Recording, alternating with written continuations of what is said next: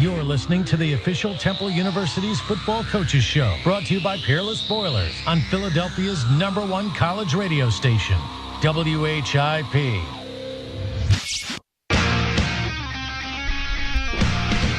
Oh, yes, Philly's #1 college radio station, WHIP. Zach Gelb and Chase Sr. here with you. It is a Thursday, so that means one thing. It's time for the official Temple University Football Coaches Show, powered by Peerless Boilers. We'll take a look at the offensive line this week, as we're now joined by the offensive line coach, and that's Chris Wiesehan. Chris, it's Zach and Chase here on campus in Philadelphia. How are you? Great. How are you guys doing? Well, we're doing great, and we appreciate you joining us for a few minutes today. And when you did take the job, it was my understanding that you and Matt did coach together back at Buffalo in 1999 and 2000. What was Coach Rule like back in that early days in the late 90s and early 2000s? He really hasn't changed a bit. He's detailed. He's a high-energy guy. He's passionate, and he loves kids. Well, yeah, we definitely see that. The way he's been recruiting is that's been improving each year. And I actually have some family that actually lived in Buffalo. My sister went to college there. Did you at all get to go to the fine eateries there and the Anchor Bar and Duff's? Because they have some really good wings in Buffalo. Yeah, but I've been to all those places, absolutely. Okay, so let's get to your offensive line. Matt Rule talked a lot in his weekly press conference on Tuesday how they want to get a bigger push up front and run the football. What's been the message to the offensive line in this bye week in trying to do that up against Delaware State? You know, I don't know if anything's dramatically changed in the bye week perspective, but I think just globally since we've been here, it's all been about toughness, technique, and tempo. And we need to be technically sound to be able to physically move people, and that's just been the continued emphasis. You come and take this job, and immediately you're gifted with a wonderful center in Kyle Friend, who's made 23 consecutive starts. What does he mean to this program? Because the coaches rave about him, the players do as well, and he's one of the toughest players on this team, and he sets a wonderful example. Well, I think you just said it all. But, you know, Kyle's a cornerstone guy. He's a guy you can build a foundation around, and he needs to continue to grow as a leader and bring people with him. And when he does that, you know, he will really set the standard for our team when he brings people along with him, which he's doing.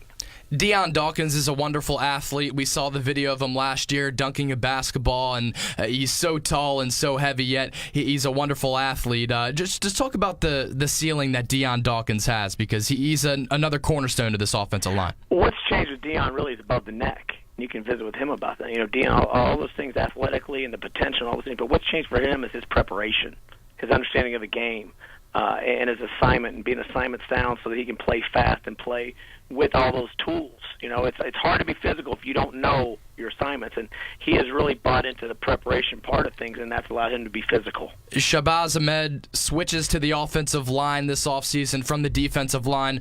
How's his development coming? It's coming. You know, again, those are never easy transitions, but he's bought in.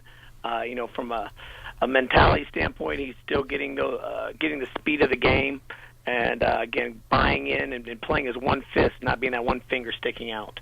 Chris Wiesehan joins us right now on the Temple University Football Coaches Show. Zach Gelb and Chase Sr. here with you on the main event, WHIP Radio in Philadelphia. And, Coach, you developed a lot of young players. One of the guys that has an up-and-coming future here at Temple University is Aaron Ruff. When you have a young kid that comes in and is a freshman, what's the most important thing in your mind that he gets if he wants to be a part of your offensive line unit? Well, he's got to understand, again, toughness is going to be our cornerstone. And then the next thing is he's got to be assignment sound. So what we do try and do here is we simplify the system so that young people can come in and learn it fast and play fast and adapt. And we're trying to create competition at every spot. And when you have a player like Aaron Ruff, do you look to a player like Kyle Friend, who is the anchor of that offensive line, to just take him under his wing and show him how to play Temple football? And not only Kyle, I mean, Eric Lofton has gravitated to that leadership role as well. So we're trying to. You're looking at Lofton, you're looking at Kyle. Even McGowan has really started to grasp the offense, and it's not just one guy mentoring a young guy. It's, you know, it takes a village, right? And that's the mentality we have to have as an O-line. You just mentioned Brandon McGowan, and coming into training camp, he was competing for a starting spot on this offensive line. What set him apart during training camp and in spring camp that helped him get this job? Well, I really credit our strength staff. He changed his body. He's continuing to get more flexible. And then he's been much more assignment sound, which has allowed him to play physical. Coach, you look at this offense, one thing Matt Rule did stress was trying to get off to a faster start. When you have a bye week coming off a loss, that's when you really look to improve things and fine-tune them. How is this offense going to look to get out to a faster start this week up against Delaware State? Execute. You have to prepare, and then you have to execute, and you have to play great. It's a really simple process. So in your mind, what do you want the identity of this offensive line? When Chris Wiesehan sits there in practice and says, hey, I want my offensive line to look like this. Tell me what you want your offensive line to look like. I want them to roll off the ball. I want to be there a physical toughness. I want them to be technically sound, and I want to play with great tempo and run off the football and dent the defense. Coming into the season, Friend was the seasoned veteran, but all the other guys on the roster had made just 5 combined starts. What have you seen from this offensive line in the 2 games progress-wise? Well, I think if you look at just how they protected the quarterback, it's a very young line. They've done a good job from a communication standpoint and adapting in the pass protection. We need to take that same communication and be violent in the run game, and I think we'll get everything we want.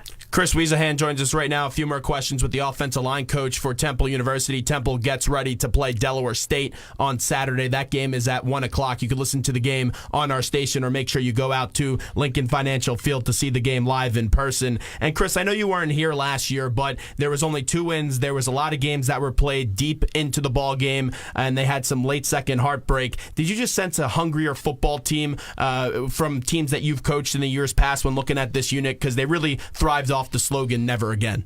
I think it's this. I can't compare it to, I don't compare teams. I don't compare where I've been. I compare where I am now. Okay, and that's from spring to now. That's my experience, and I just think this. It's whether we're playing Alabama or we're playing Widener or whoever we're playing, it's not about them. It's about us. It's our preparation, and you shouldn't get up because you're playing the New York Giants versus playing another team that's a Division III team or what it may be. It's about us, and it's about our mental preparation and our focus and our 1-2 attitude to be a dominant team.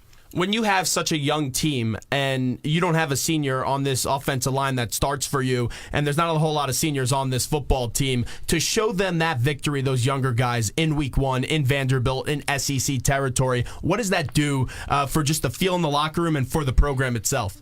Well, I think the youthfulness is over. We have the players we have, so go play.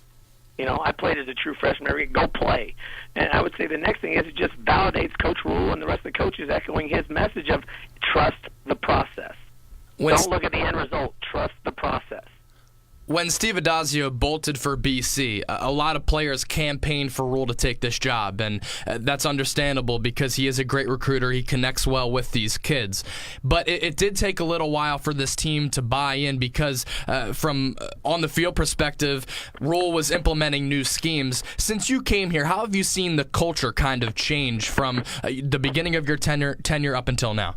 I think we're evolving to that. I think that our summer program, the stuff that our strength coaches do, because they're with this team more than by Rule than we are, and I think a lot of that can be laid out in the weight room and the competition, the camaraderie that those guys downstairs, B-Dub and Jeremy Scott, and what they're doing for our team and creating that toughness, that unity is really translating into how we carry ourselves on campus, how we carry ourselves on the field, and I think it's just going to continue to grow, and leaders are going to emerge through the adversity that we present them. Coach, we appreciate the time today. Thanks so much for joining us. Best of luck up against Delaware State, and we look forward to chatting with you throughout the course of the season. Thank you, Zach. Thank you, Chase. Take care.